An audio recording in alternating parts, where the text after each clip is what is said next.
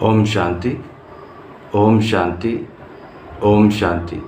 అందరూ బాబా స్మృతిలో ఉన్నారా? ఈరోజు శివబాబా చెప్పిన మహావాక్యాలు. ప్రపంచం వారందరి నోట ఏ మాట రావాలని బాబా ఆశిస్తున్నారు?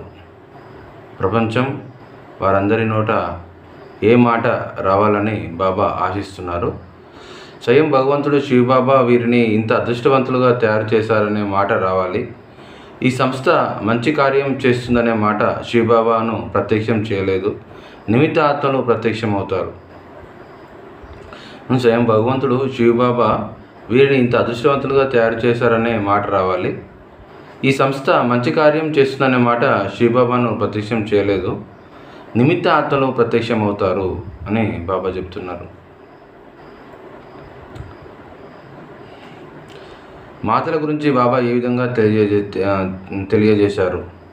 ఎవరైనా మీకు దుఃఖాన్ని ఇచ్చినా, నింద చేసినా స్వీకరించకుండా శివబాబాను స్మృతి చేసుకోండి. వారి యొక్క నింద మిమ్మల్ని బాబాకు దగ్గరకు చేయడానికి నిమిత్తం అవుతుంది.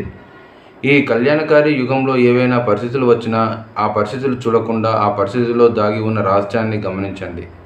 ఆ రహస్యం ఏమిటంటే, వెనుకటి జన్మలో 63 జన్మలలో మీరు ఎవరికైనా దుఃఖం కానీ నింద కానీ ఇచ్చినా అది ఇప్పుడు వేరొకరి ద్వారా తిరిగి మనకు వస్తుంది అని గమనించండి. అప్పు తీరిపోవడం మంచిదే కదా. దేవతలు అంటే ఇచ్చేవారు కానీ తీసుకునేవారు కాదు కదా. ఎవరైనా దుఃఖాన్ని ఇచ్చినా కానీ అది స్వీకరించకుండా శివబాబా స్మృతి చేసుకోండి.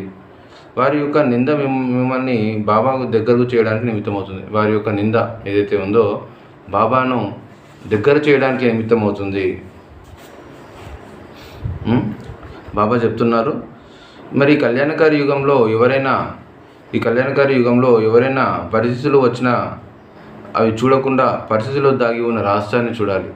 ఏవైనా పరిస్థితులు వచ్చినా కానీ అవి చూడకుండా దానిలో దాగి ఉన్న రహస్యాన్ని చూడాలి అని బాబా చెప్తున్నారు.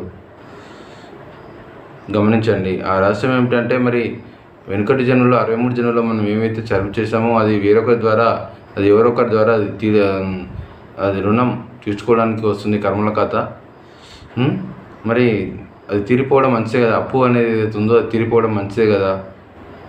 మరి దేవతలు అంటే ఇచ్చేవారు కానీ తీసుకునేవారు కాదు కదా అని బాబా చెప్తున్నారు. స్మృతి చిహ్నాల గురించి బాబా ఈ విధంగా తెలియజేశారు. స్మృతి చిహ్నం అనగా జ్ఞాపకార్థము. సంగమయుగంలో శివబాబా తోడుతో మరియు స్మృతిలో చేసిన కర్మ ద్వాపరయుగంలో ఇతిహాసాల రూపంలో లిఖించబడుతుంది. స్మృతి చిహ్నం అనగా జ్ఞాపకార్థం.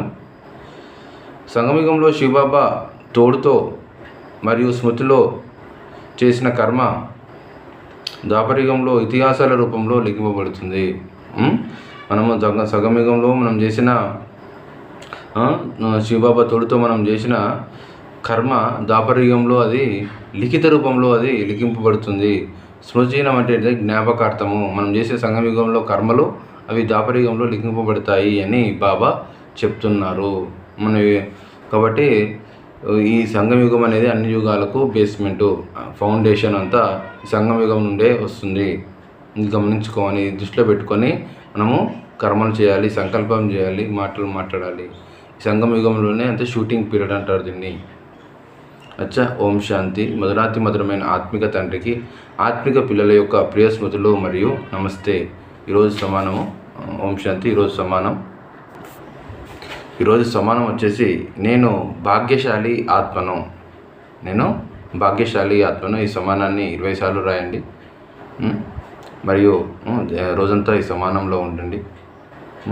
మరియు 5 స్వరూపాల అభ్యాసము, విశ్వాత్మలకు మనస సేవ, ప్రకృతికి మనస సేవ చేస్తూ ఉండండి. చార్ట్ మార్కులు వేసుకోండి. మరియు అదేవిధంగా బాబా చెప్పిన డ్రిల్స్ ఏవైతే ఉన్నాయో అవి చేస్తూ ఉండండి. స్థితి మంచిగా మెయింటైన్ చేయండి. ఓం శాంతి.